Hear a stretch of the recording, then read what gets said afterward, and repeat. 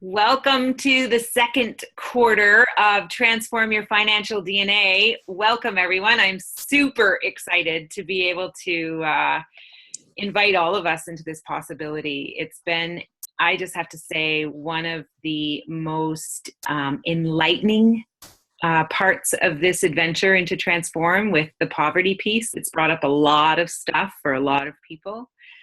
And I am really up for the challenge. I don't want to call it a challenge, but I am up for the invitation to hold this space so powerfully and so gently for everyone in this year-long program. So I'm excited to have all of you on the call, and you're going to be listening to it after as well. So we're going to showcase and talk about all kinds of different things. But before I think we're going to do check-ins. We'll do check-ins and we'll tap in, but I really would like to set the framework of how we're going to work today. We have a special guest. Heidi Morgan's going to be here, and she is here, and I'm going to introduce her, and we're going to talk about what it's like to serve and be served by the downtown east side and people that may be struggling with addictions, that don't have a roof over their head and have to deal with poverty on a daily basis, and what that looks like. And we're also going to unpack some of the energetic things that might surface as we're moving through this.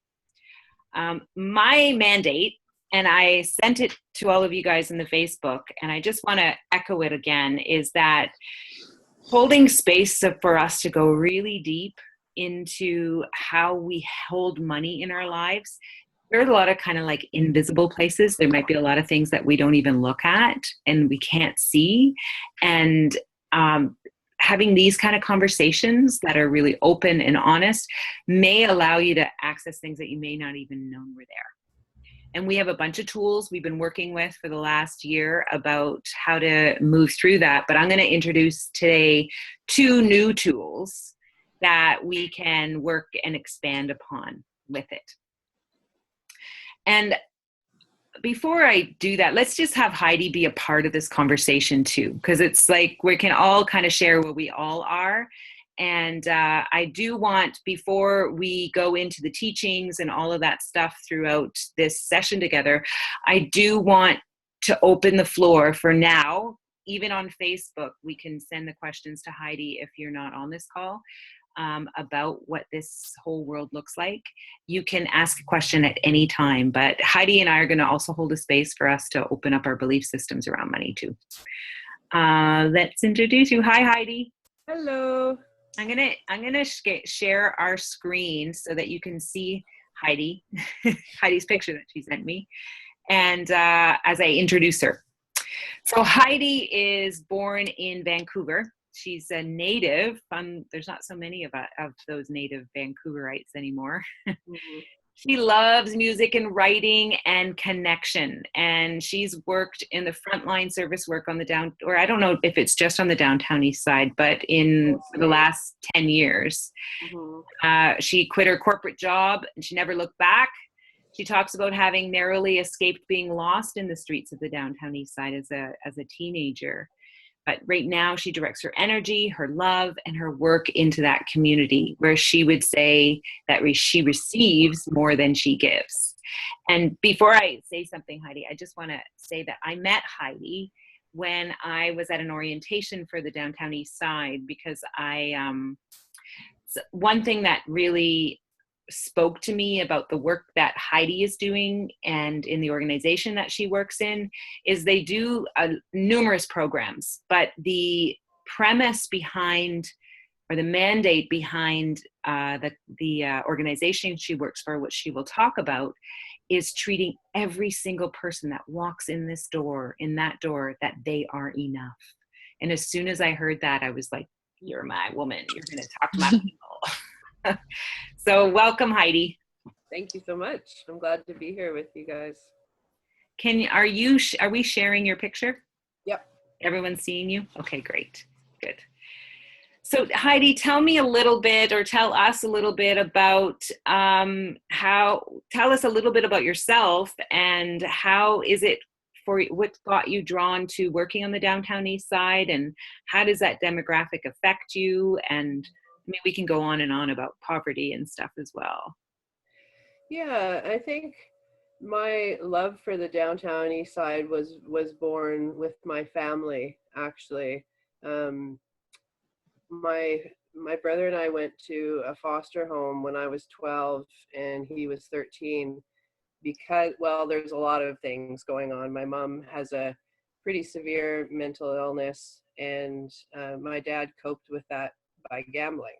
And it just got to a point where things were falling apart, and it looked most appropriate for us to go to a foster home. And so the family kind of split up from there, and we were all over the place. But my mom came to the downtown east side and found the Carnegie Center, which is right on the corner of Main and Hastings. And if you can get past the drug dealers on the corner there, there is a ton of community that happens in there. There's arts and crafts and music and plays and a learning center. There's just a ton of things going on there. And so she really found a haven there. And even with her mental illness, people love and support her. And she actually only really feels safe in that neighborhood. You know, she feels alien when she goes to other neighborhoods. Mm-hmm. So she was there, and then my dad came down there eventually, and they weren't together anymore, but they lived on the same street. So it was really cute, actually, how they managed to keep their relationship together. And my dad was diagnosed with HIV in 1996, and so that kind of changed the dynamic of their relationship. But they were, you know, I would have to come to that community to see them, and I'm so glad that I did, because what I see all the time is where people take care of each other and really support one another. And there is actually a lot of power in the scrambling, you know, in the hard times. And I'm so sorry, but my cat is scratching at the door, so I have to I have to open it. But I'm gonna keep talking, so just okay. Well, I was going to ask you a question too. Oh, go ahead. Cool. Yeah. That, like, I mean, I've heard from so many people, and I've actually had some experience of like being in the downtown east side and feeling, and actually the 17-year-old that I live with will often do a transfer on her bus on Main Street and Hastings. Mm-hmm. And she says every parent that lives in like East Van or in Richmond says, oh my God, you shouldn't have a stop there. You shouldn't be stopping there. And she was like, you know, that stop is probably safer than any of the other stops. Mm-hmm. Because she's had, you know, men and women watch her and take care of her and make sure she gets on the bus and does everything properly. And she says she feels more at home there than any of the other stops. Yeah, and that reminds me, actually, one time my mom was getting out of a cab right on the corner of Main and Hastings, and she had her wallet in her hand still. And as she was getting out, a guy came up and grabbed her wallet and started running down the street. And it was the drug dealers on the corner that ran after the guy. And it was one of those things you just almost don't believe it, but a cop was turning just at the right time, and a bunch of people were like able to, like, you know, point out what was happening to the cops, and they managed to get her wallet back for her. And it was those guys on the corner, you know. Mm-hmm. One thing that I think a lot of people don't know is that a lot of the drugs that are sold on that corner are also pain medication. Like, people are trying to manage their pain. It's not just like crack and heroin. It's like Oxycontin and T3s, and people are coming up in wheelchairs, and they're just trying to find a way out of their like physical pain. Mm. And Viagra too is a big thing these days too. Which is But he's just trying to find A their way. way, find a way with the Viagra on the corner of Main and Hastings. Is that where I could get it? You could. Yeah. Mm-hmm. Does anyone here have any questions about that demographic or any experience? I mean, well, before anyone asks questions, can you tell me what you do right now for your work? So I'm the volunteer and community outreach coordinator at First United, and I just started there recently. And so I match everybody's skills and talents to the different openings that we have. And I also work with a lot of the community members as well to find opportunities for them to give back in their community. And we have a 60-bed shelter, and we do hundreds of meals every week. We have a foot care program, and so I just help people match up like their spirit of service. And then I also work with the churches, because a lot of the United churches support us, and so they need a bridge to have like to feel connected to that support. So I go out and do a lot of like speaking at in the services. Mm-hmm. Mm-hmm. Kind of it in a nutshell. So, for all of you that are on the call right now, have you had any experience in in an organization or in a place where you could have contact with people that may be homeless or disadvantaged in a different way? I'm not sure whose phone is going off. That's mine, and it'll stop in a second. Okay. Sorry. Okay. I should have covered the microphone. It's okay. It's the house phone. I haven't volunteered or worked for an organization that that has that demographic. I've just walked through the neighborhood and taken the bus and things like that. Mm-hmm. Mm-hmm. Yeah. I haven't either. I haven't worked with that demographic. It's part of what brought me to this call tonight, actually, to hear about it. So what does it feel like? What may be some of your points of view around it or anything like that, Betty? One that I recognized just when you were doing the intro, Brenda, is when you were talking about how Heidi works with this group and really feels that she receives more than she gives. Mm-hmm. And just when you said that, I got on tilt a little bit. Like, it's like, I can get it cognitively, but on a deeper level, I could understand more deeply that she or anybody working in that area would be giving quite a lot. And so that was just a little thing that kind of tweaked my attention and awareness. And so I'd love to hear a bit more about that. Do you want to talk about that, Heidi? Sure. Yeah. One sec.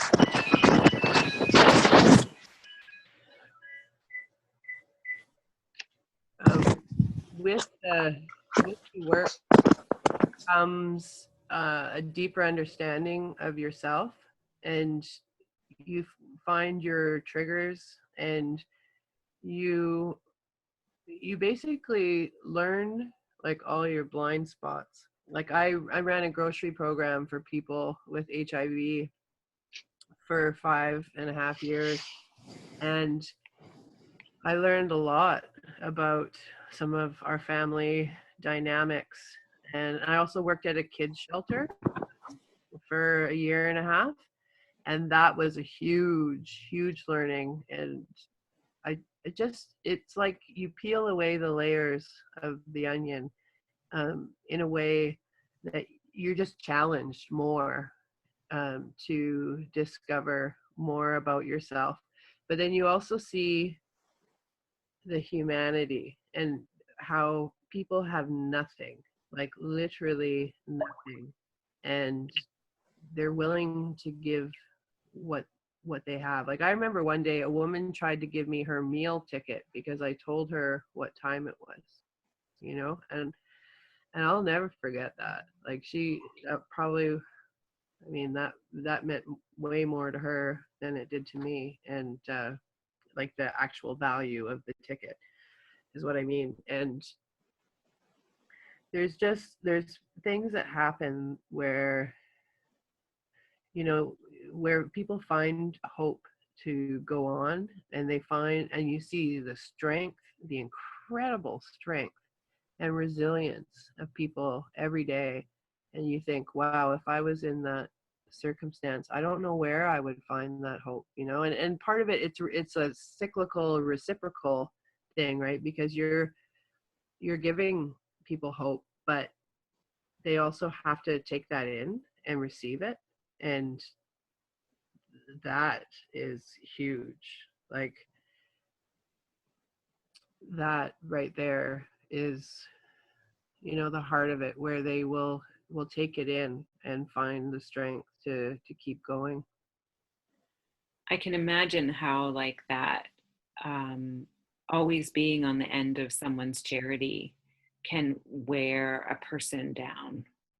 Oh, yes. And you know what? There's a lot of filters that people set up around that. So another gift that I receive is that I'm constantly learning that about my motivation for helping, because there was a time when I thought that I should expect gratitude, you know, for that people would be automatically grateful for the help. And guess what? No, not always, right?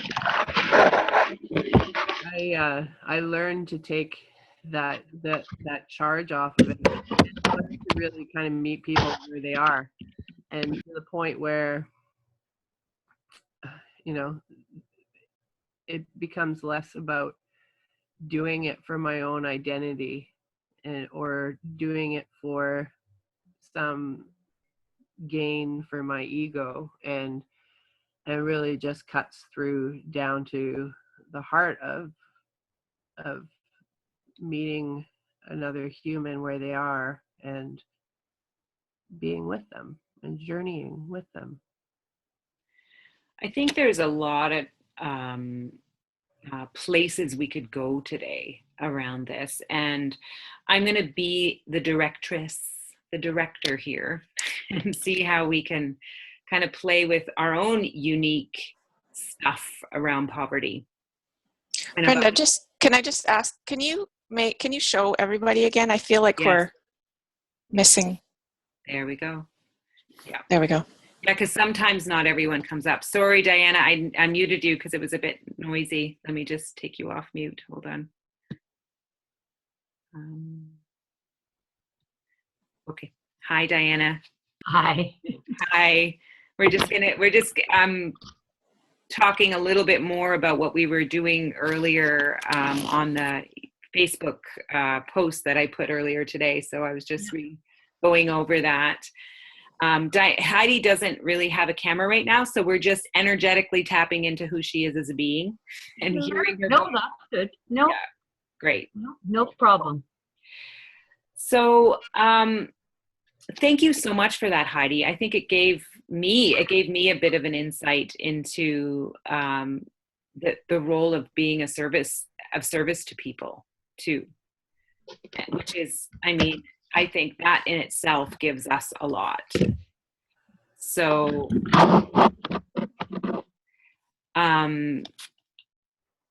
does anyone here have, does that answer or hold space for you, Betty, in that question? Yeah, that was really interesting. I immediately went to, yeah, if I was doing that, I would probably be looking for gratitude too. Mm-hmm. And yet, I really like how Heidi phrased that. You kind of have to look at your own motivations. Yeah. So yeah, thank you for that.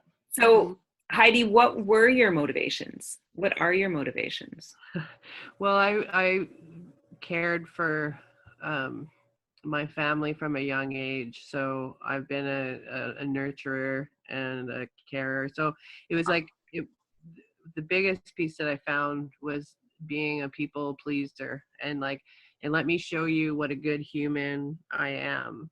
And you know, it's not you can't it's not right or wrong, it's just how it was. But I was looking to have my emotional needs fed through it, in essence, Mhm. and the more that somebody would say, oh, what a, you're an angel, or, what a superhuman you are, um, that fed a part of me that, that fed an ache that I was looking for. And, over the years and through the work that I've done, I think I've found a more sourced way to be with it. But it was really valuable to know that about myself.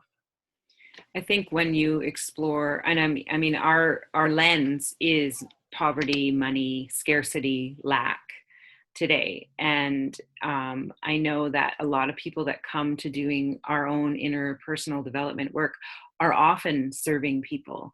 They're helping people, and they're being like a gift to people. And I think we can get caught in that wheel of needing to be thanked and needing to be acknowledged for the work that we do, which is fair and it's just and it's fine to need that. But there is a place that we can elevate ourselves to where that is no longer a need, because Right. our inner worth is so strong that the motivation of what we're doing is actually a contribution. Contributing is what we do because we are overflowing and we can't do anything but. Right. And when your need is that great, you're actually putting a weight on people. Mm-hmm. Not in a way you can see, right? But in an energetic way, you're asking more of them than what is appropriate. And then we're not looking at them as enough. Well, You and know? they're a thing. There's Yeah. something that almost like an object that we use to get what we need, and you can think in your head like that doesn't make sense, right? Mm-hmm. But that's actually what's happening. So yeah, like you say, we can become more integrated and really have the heart of the connection, really. So the one thing that I'd like to focus on today about how we can be more integrated, and it is a big part of my teachings in a lot of ways, is getting out of our point of view. We have these points of view, we have judgments, we have conclusions about all kinds of things, whether it is someone should be grateful for my work, or, I mean, I've had the point of view of, I mean, I have a lot of little different points of view, but for poverty or people living on the street, I have this cleanliness thing. It's like, bed bugs, or like lice or stuff like that. I would love to hug you and cuddle you and give you money and take you home with me, but you've got bugs. It creates this barrier between me and the person who's in front of me. Mm-hmm. And not being present. So I would like everyone that's in this group today to be able to share a point of view or a judgment or something that they would like to move beyond, so that there's more freedom. And before I create a space for you to do that, I'd like to kind of create a tool that we can work with as we're doing this, okay? Everything that comes into our universe will match our point of view. When we have a vibration of scarcity or lack, we'll attract that into our reality. If we have a vibration of you got to work hard, you're going to always have to work hard. If you have a vibration that money is hard to come by, or you got to work for your money, then that's what's going to attract you into your universe. And no matter how many affirmations or positive thoughts that you have, if that's a vibration in your universe, unless you there's two ways of getting out of it. You can create a vibration that's hugely stronger than that, that's just going to knock it over. Or you go to that vibration and you unplug the charge from it so it no longer has power over you. And what I want to do today, with the help of Heidi as well, is to kind of raise the hood of the poverty mindset, the scarce, the scarcity and lackity, no, scarce and lack. And this call that I wanted to share with you, because there are some people that can't make our poverty into presence day. Some people are scared to death about coming to our poverty into presence day.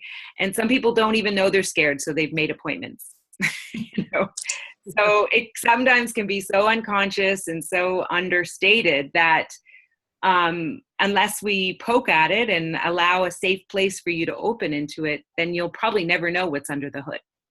And you've signed up to be part of Transform Your Financial DNA. So I'm going to hold the space to doing that to the best of my ability. And poverty brings up so many scary things for people. And I've designed this call so that those that want to be a little kind of removed or don't want to be to face it will have some benefit so that they can start to unplug from their points of view of scarcity or fear over poverty.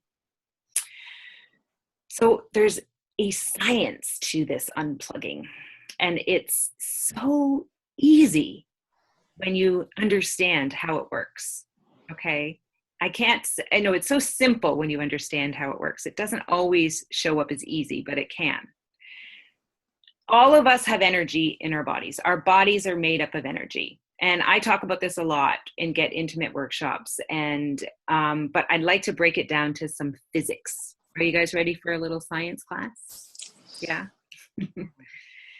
So I always thought it was funny that the word matter, like, you know, like this table, this hard stuff around us is matter, and it's solid, right? Matter is when the molecules kind of slow down enough so that we can touch and feel something. And it's called matter. And I don't think it's any mistake that when something is important to us or something that's bothering us, that it matters to us. Because what happens is all the molecules kind of slow down and they get a little more dense, and then it matters to us. And there's always energy in our matter and in our table and in our chair and all the places that we are dense enough for it to sit on and to move around in. And I'm pretty sure all of you know about, you know, the atoms are broken down into electrons, and then the electrons are have protons, and then it's all basically space. Anyone here that's a new concept for? No. Yeah, sorry, I still have Diana on mute. Sorry. Here. That's all right. There you go. I don't really pay that much attention to it.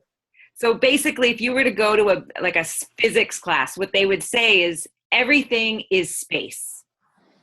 Like you break everything down and it's just space. There's nothing but space. But somehow it becomes this solid thing that we can call something with.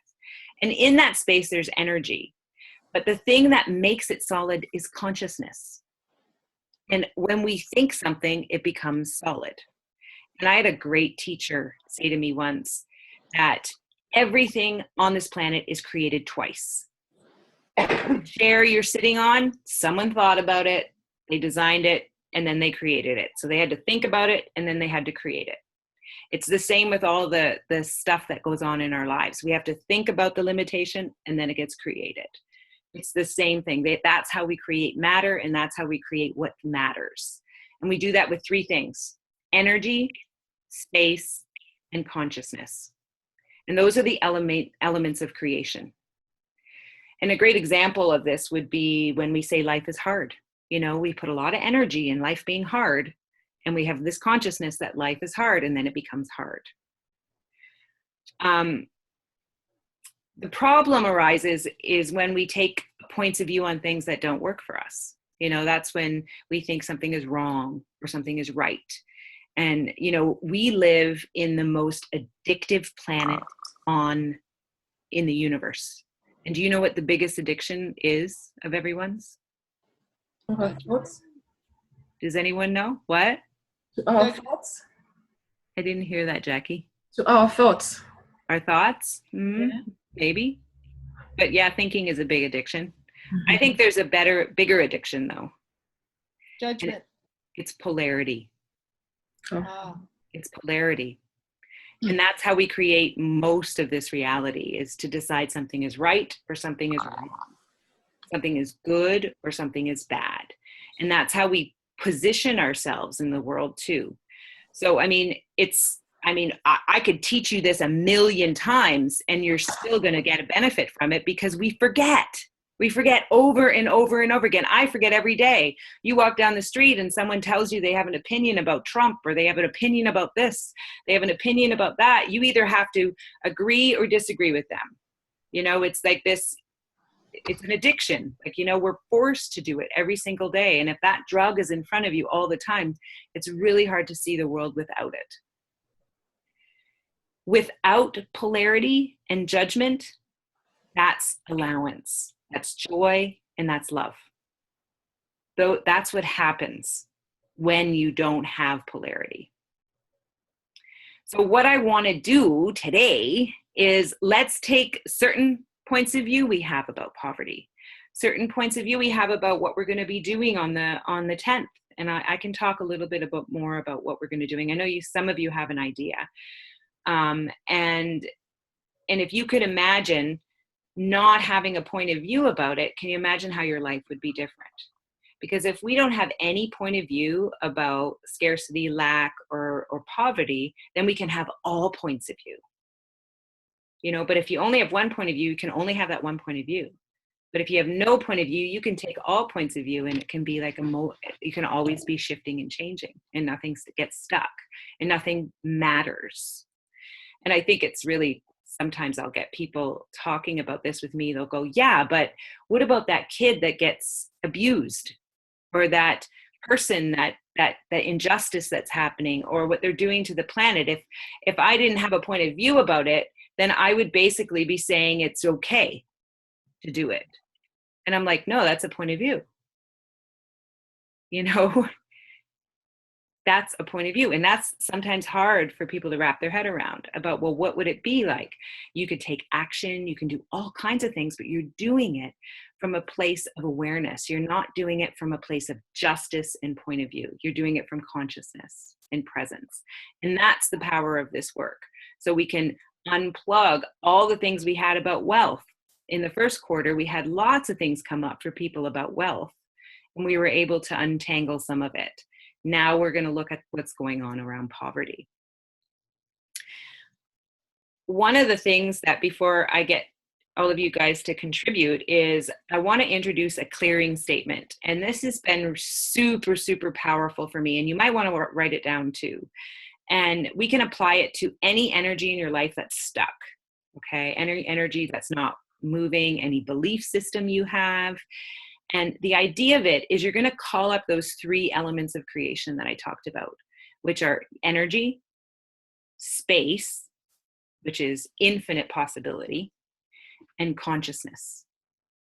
So the clearing statement that I say to myself, sometimes if I'm stuck, I'll just go around and around, and I'll say this clearing statement to myself over and over again, is, what energy, space, and consciousness can I be that would allow me to release all judgments from all eternity, or from all realities? You can do it from all kinds of ways. We can tail it with ever. What energy, space, and consciousness can I be that would allow me to have total ease and joy right now? You know, what energy, space, and consciousness can I be that would allow me to release this anger right now? You know, so you're inviting a new energy into your reality. How does that feel for you guys? Yeah, it brings in a lot of possibility. Because it's not always like going deep into the cruddy judgment stuff and looking at the source of it and all that stuff, even though that sometimes can happen. It's really about inviting a new energy of creation into your reality as well. So if I was to ask you a question, what judgment, what resistance, and what point of view do you have about poverty, about you being poor?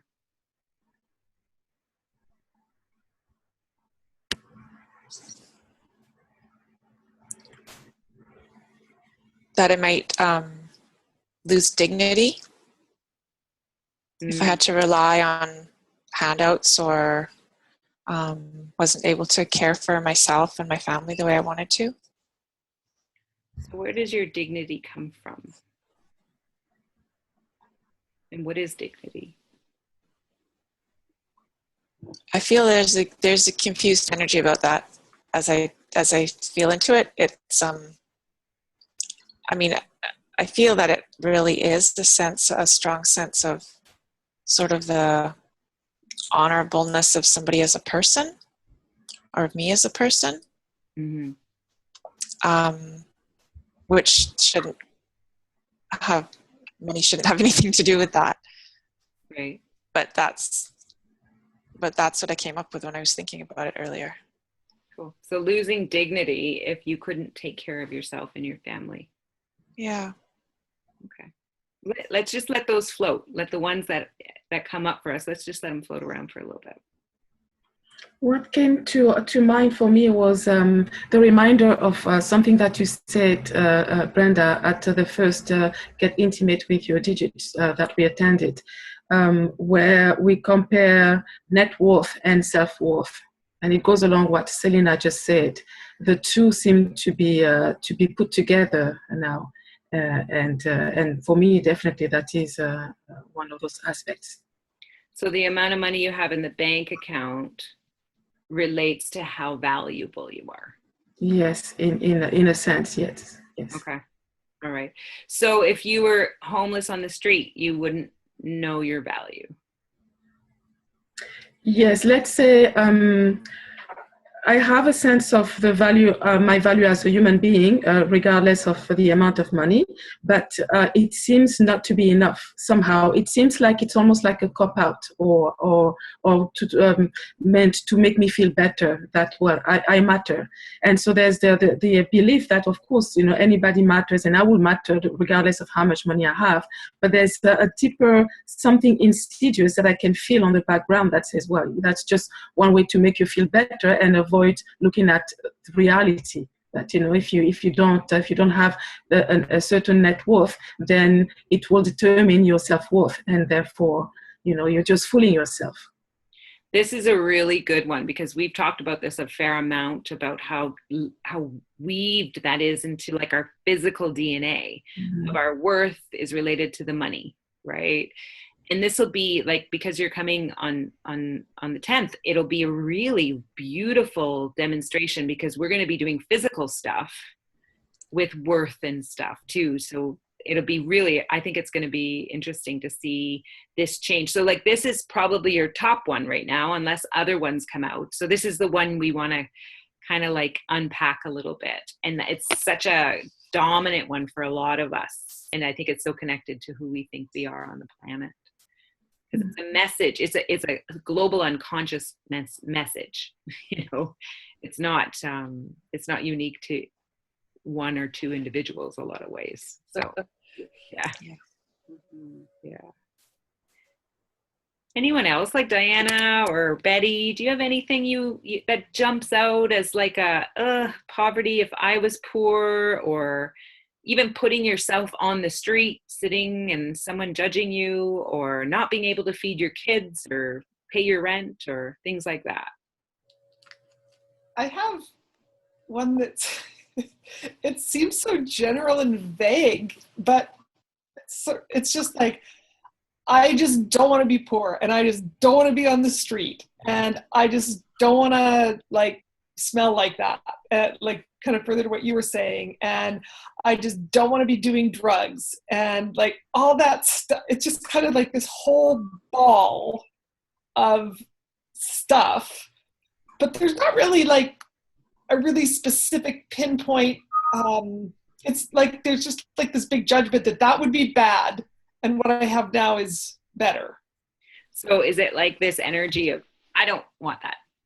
Yeah. Like it's like an avoidance. It's like, I don't want that. Yeah. Yeah. Can you see that being a vibration? Yeah. What would that vibration be called? Resistance, I think, or resistance. Is it a alignment and resistance? Like you're aligning with what you have is good and resisting that because it's bad? in that vein. I feel like there's kind of more, but I'm not sure exactly what, but yes, in that vein. Yeah. So sit with that, allow that to come out. And if there's a specific thing that shows up as we're moving through this, like find it. It could be like, for me, it was the bed bugs. Like, you know what I mean? Like there's these little things like, or for me, it was when I went to First United, I had this kind of fear that someone was going to come up into my space, right? It never happened. They wouldn't want to come up into your space, their space either. So beautiful dance of communication and looking each other in the eye and feeling heard and seen happened.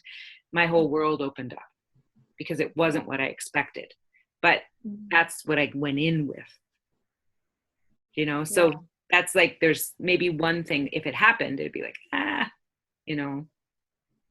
Yeah. Anything, Diana? Well, because I'm so old.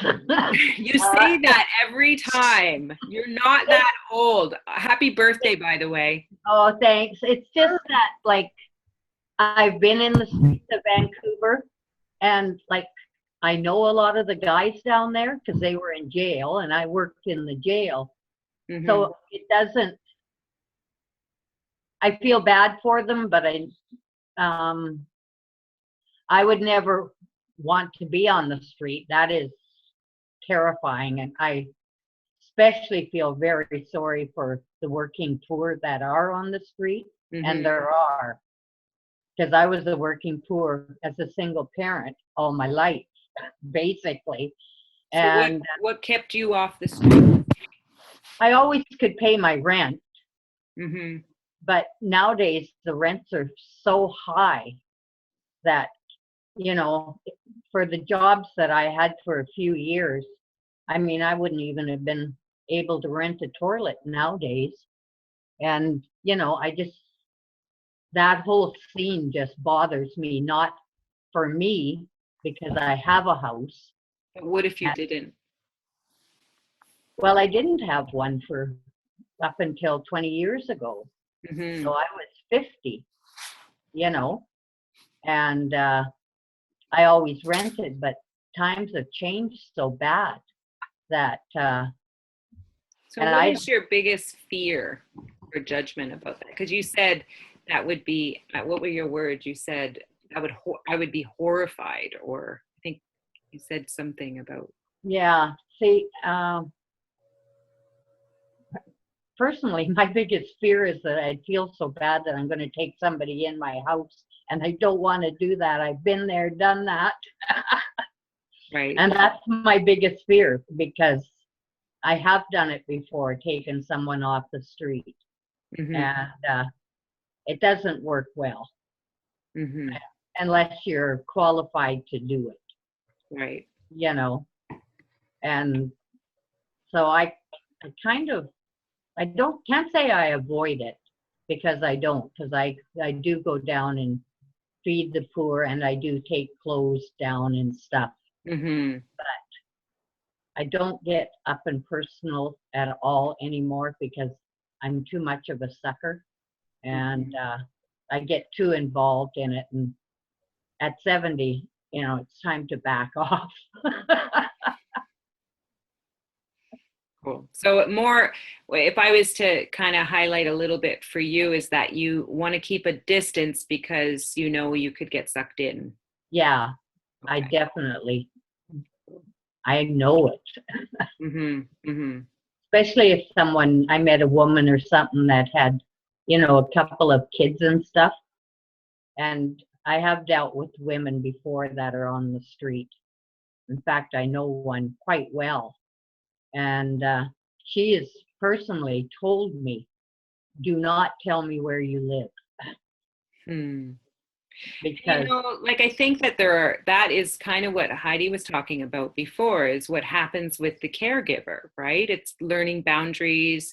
It's learning how to take care of yourself. It's learning how to know when to say no, and to be of service to you and the planet, not just to other people at the, you know, that's that's not so much about poverty. That's more about like lower, it can be a self-worth thing. It can be a place where we don't honor who we are in our boundaries of who we are. And Yeah. I know that might be a theme that's running for you sometimes, like, where you get sucked into buying things from people or things like that. Oh, So yeah. that's a learning, a learning of what is valuable, what is worthy, and that kind of thing. And I think you've been really vocal and aware of that with yourself, which is beautiful. It's really good, and I commend you with that. But in the regards of like the lack and the scarcity and the poverty of not having, does anything come up around that for you? Whether it's the downtown east side, it may not be it may not be people on the street, but just that, do I have enough? Oh, yeah. I feel I do have enough. Good. More than enough, really.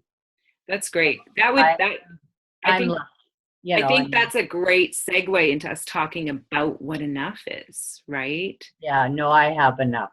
Mm-hmm. I don't feel that other than a few brains, I do have enough of everything that I need. And that's the truth. So Heidi, do you have anything that you would like to contribute to what we all just shared? Or anything? I mean, in terms of my own judgment? It could be your own judgment or your insight into. Yeah, I think for me, a lot of my judgment is around like fighting for the underdog, and it's more of the people that I see that I think you should help more, like be more involved, or not turn a blind eye to what's happening on the streets and with people, and in the bigger scheme of things, the truth that there's enough resources out there for everyone. It's just the distribution and the sharing that where the disconnect happens. Yeah. So Mm-hmm. but yeah, I tend to get like my back up for on behalf of the underdog, and really, like you were talking about the polarity, right? Like, and it is on one end of the spectrum, right? And I've learned over the years too to lessen that charge by knowing that not everybody has that context, or that everybody has something inside them that keeps them from that.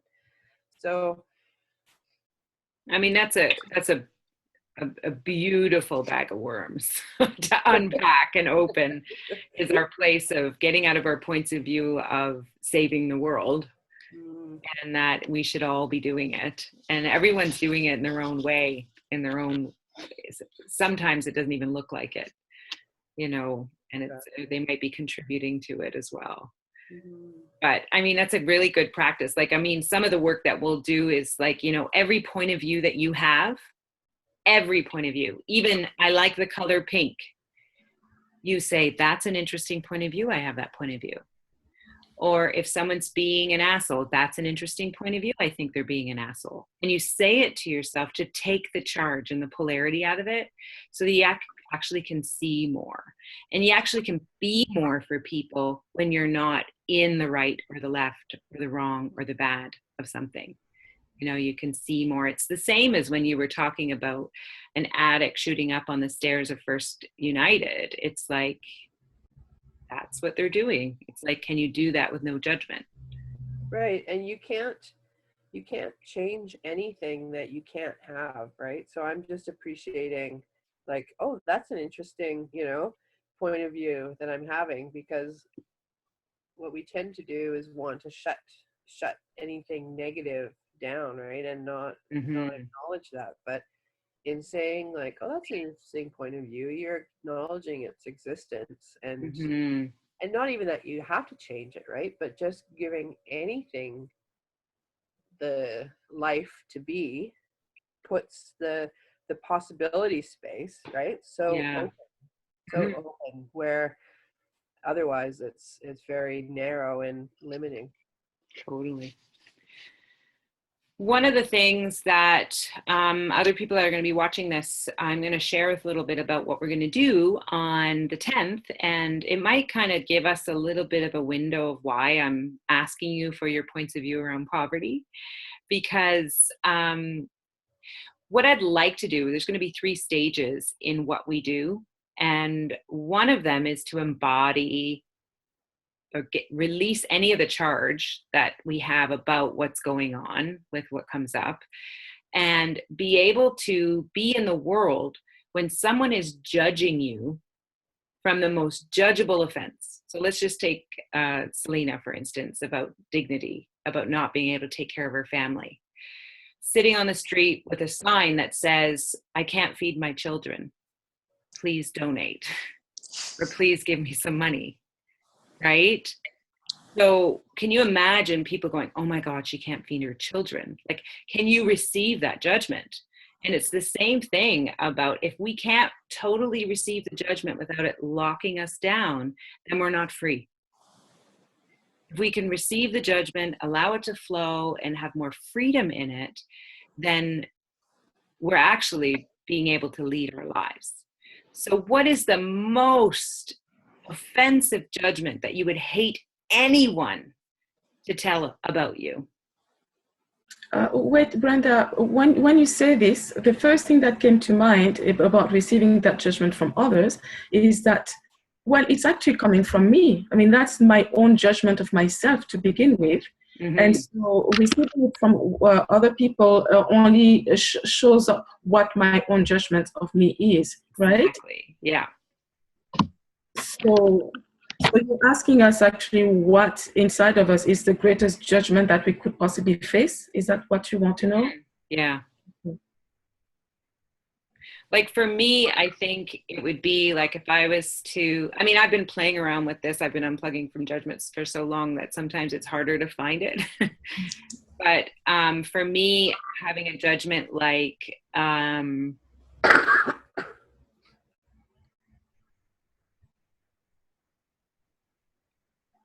it's kind of like, I need money for beer. Like, you know what I mean? Like being really like selfish, you know, that kind of thing. Give me money for marijuana or something like that. And I mean, there's still a charge to it, but it's like, you know, if someone was thinking I'm sitting on the street and I just want beer, like, you know what I mean? And it's interesting because a lot of people play with that because you see a lot of people with their signs that say that, and it's like, well, is it true or is it not true? Is it just a joke to make you laugh and say, okay, here you go, buddy, you can have whatever? Yeah. Not.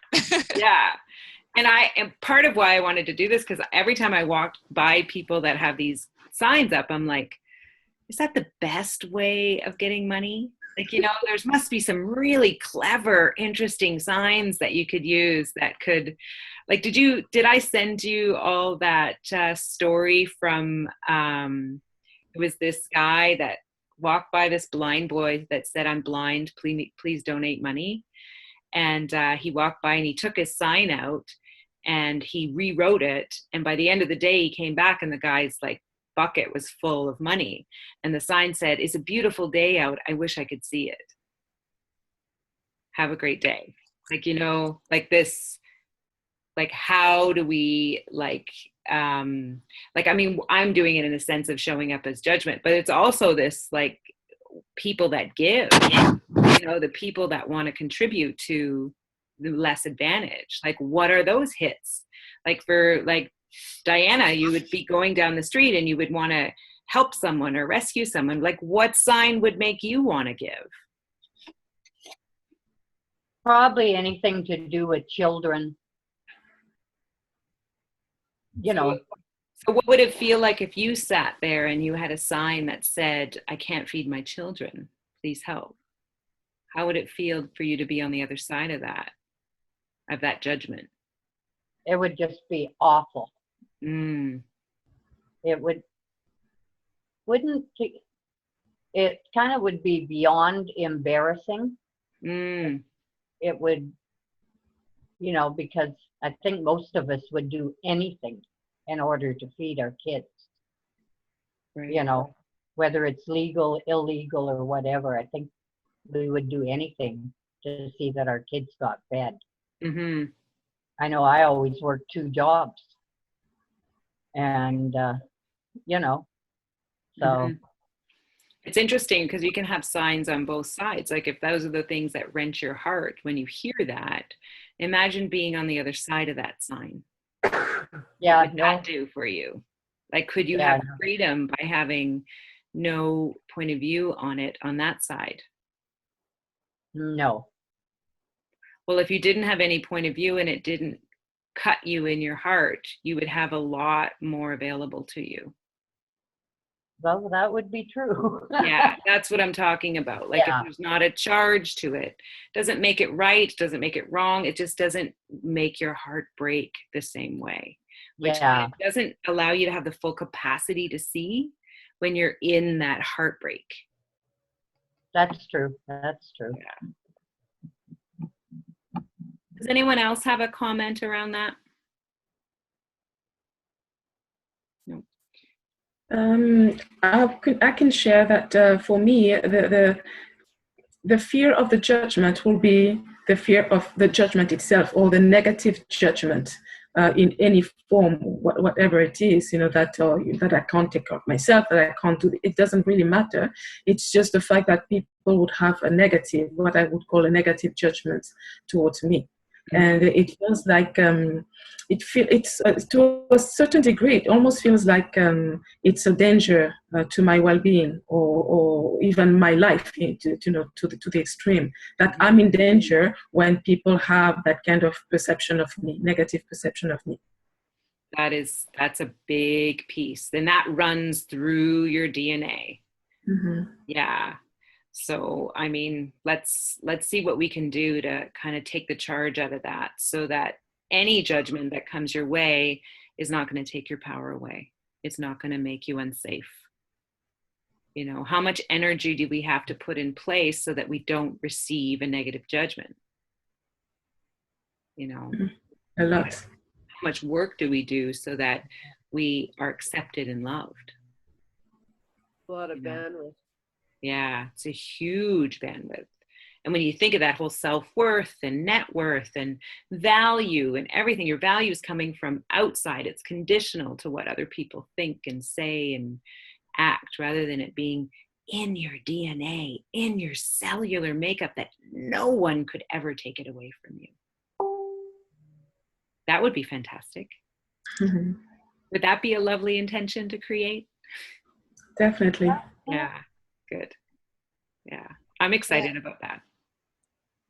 That's a big one that you shared, Jackie. And I think I was expecting it to really resonate with me, but I've just been through some experiences recently where people have been throwing a lot of crap at me, and I've been able to deal with it quite well. And so I'm not sure if I'm in the same place with that, which I expected to be, because usually criticism and me do not go well together. I don't know if I'm in the same place with that anymore. So that it's just an interesting observation that I'm having about that. Progress. Yay. So I don't know what my big baddie is at the moment. Well, we have a whole day to work on it. We'll find it. Yes. Yeah. And, I think that doing the work of thanks for noticing, that kind of thing, of receiving compliments. Every time I compliment you, Selena, your first response is, oh, thanks for noticing. You receive it. And I think this is how we fill up our empty wells, Can I share something about that and ask you a question? Because, this practice of thanks for noticing, I realized when you say that, I do that all the time. And I do that I've been doing that for years, just naturally, without any concept of, because again, in my culture, it's very different in accepting a compliment. But my question is that I've noticed for myself, my experience with these things is that I literally have beliefs that go from one extreme to another, and both at the same time and in the same place. And it's so bizarre because, to the extreme of the challenges that I'm facing, and the idea of a net worth and self-worth, etc. Also have the extreme belief and experience of the real worth of a person, and without being associated with that at all.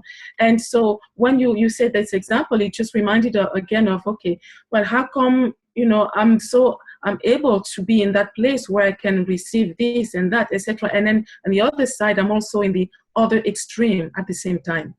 Does it make sense? Yeah, and I've worked with you for a while of knowing the polarity, how the polarity fits so light and dark, good and bad, like all of that. It's something you're dancing with, and you're trying to be in the polarity together. Exactly. So everyone has a different journey. And if I was to take a guess, it's almost like you cancel yourself out.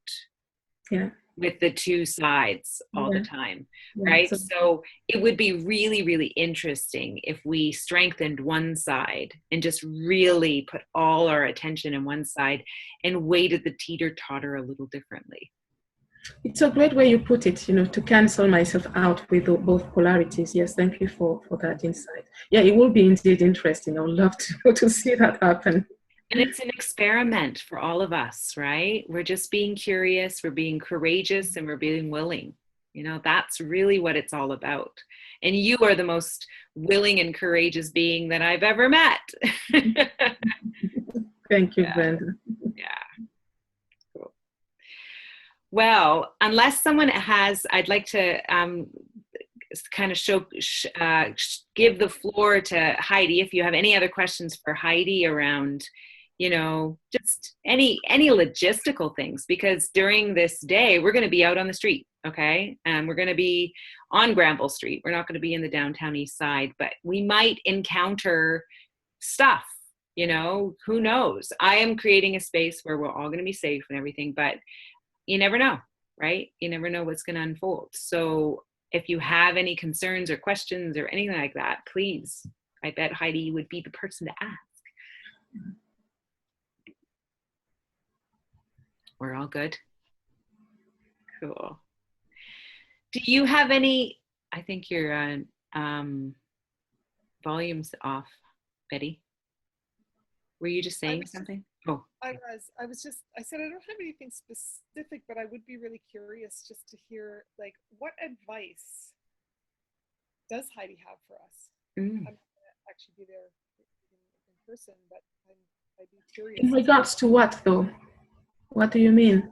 Being on the street, like being actually immersed in poverty, or in interacting with people who are living on the street, or not as caregiving either. Right. We're not the person taking care. We are like being a part of the community. Yeah. So one thing that that Brenda said earlier that resonates with me is the fear around bugs. And I have a very healthy fear of lice and bed bugs. And I don't think that you need to be afraid of that. Not that I think that you'd be in lots of different situations where people, will try to hug you, but I think that if you can know, like, that's a very tangible consequence to physically connecting with somebody. You end up with lice in your head, and that takes a while to to work its way out. Or you take a bed bug home, and there's a real consequence to that. So I think it's okay to have that fear and to maintain boundaries around that. And I think just really, like, don't assume anything about people you may encounter on the streets. Come with a blank slate about what their education might be, where they've been in life. You never know. I've heard so many stories of people who have traveled the world and have degrees, and like have done all these amazing things, and one wrong turn, or not even wrong, one turn in life in a certain direction led them down a path that they weren't expecting and or welcoming to. But we never know. Like I get angry when I hear people say, oh, you wouldn't believe it, I heard this homeless person playing piano and they're so like amazing, like how is that possible? It's like, what do you mean, how is that possible? Like, how is that not possible? So, and really just meeting people where they are without expectation about how they'll be, like look them in the eye, or and I'm not sure what level of interaction you're planning on having, so I say all this. It could vary. Right. Yeah. And one strategy that I've used over time is if I see somebody acting, in a way that I might have judgments around, I try to imagine them as somebody's child. I try to imagine them as babies in their mother's arms and try to go back to that where they were still innocent, and that's beautiful. and unchanged. They still had access to that enoughness before life got in the way. And then also, if it, like in nonviolent crisis intervention, if there's somebody that's escalating or acting or is really erratic, like give yourself physical space. It's okay to stand back, and actually if somebody's in crisis in that way, they hear words less than they like. So we understand body language more when we're in crisis and when we're escalating. And so if you move in to put your hand on somebody's shoulder, if they're in a moment of crisis, they might see that as an act of aggression. So physical space is maintains safety for everybody involved. And I used to think that having a relationship with people would matter when, crap hit the fan, but it didn't, and that actually really surprised me, like that physical contact would not be welcomed. Yeah, I think, just if you can come as open-minded as you can, and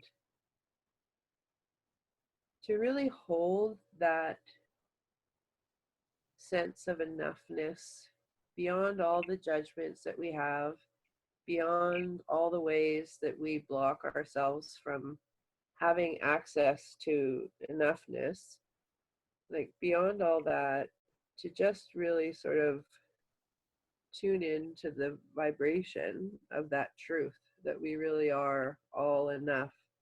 And I mean, that changes the world, that my teacher says, if you want to change the world, get enough sleep.